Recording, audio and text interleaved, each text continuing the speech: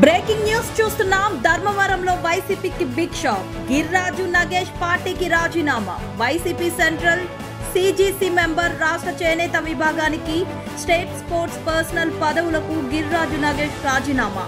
Party కోసం ఆస్తులు అమ్మి ఖర్చు పెట్టా, ఆఖరికి గౌరవం లేకుండా పోయింది.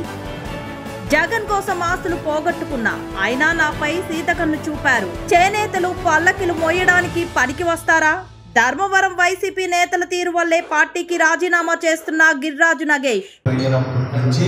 మనస్సు విరిగిపోయి ఇంక ఈ పార్టీలో కొనసాగితే మనము మనుగడ అనేది ఉండదు, బీసీలకు అనేది వాల్యూ అనేది ఉండదు, చేనేతలకు అనేది వాల్యూ అనేది ఉండదని ఈ గట్టి నిర్ణయం, ఇలాంటి నిర్ణయం కాదు, నా కళ్ళల్లో నీళ్లు కాదు రక్తం దిగింది ఆ రోజు.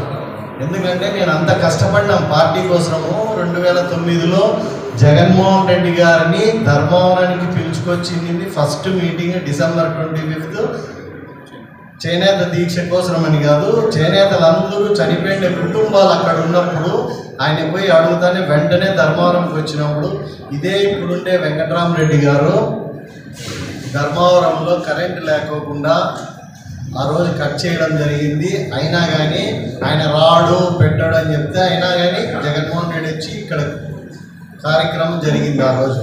ఆ రోజు నుంచి ఈ రోజు వరకు పార్టీ కోసము ఆస్తులు అమ్ముకున్నాం, వ్యాపారాలన్నీ అన్ని విధాలుగా వెళ్ళిపోయినాం.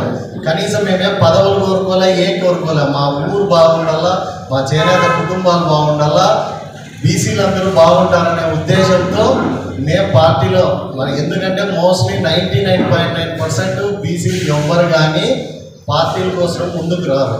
అయినా నేను వచ్చి ఏదో మనకి చేస్తారు, మనకు పెడతారనే ఉద్దేశంతో నేను ఇక్కడికి రావడం జరిగింది.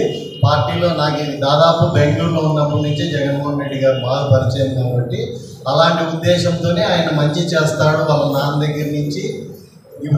ఎప్పుడు కానీ మేము మోస్తానే ఉన్నాం వాళ్ళని, వీళ్ళు పోతే వాళ్ళు, వాళ్ళు పోతే వీళ్ళు అని వస్తూనే ఉన్నారు.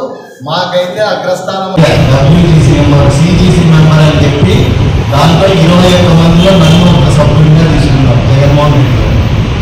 దాని తర్వాత 5 ఏళ్ళు కొనసాగిన తర్వాత స్టేట్ జనరల్ సెక్రటరీ చేనేత విభాగంలో రాష్ట్రం అంతా తిరిగినాం.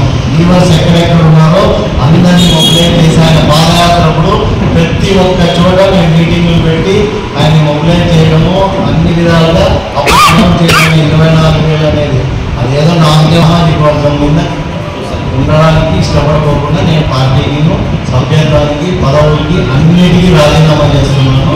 దయచేసి మీ అందరి ద్వారా నాకు తెలియజేయండి. ప్రజలకి, మా ఊళ్ళో ప్రజలకి, చేనేత కార్మికులకు, బీసీలకి అందరికీ ఇలాంటి ఈ దుస్థితి ఎవరికి రాకూడదు.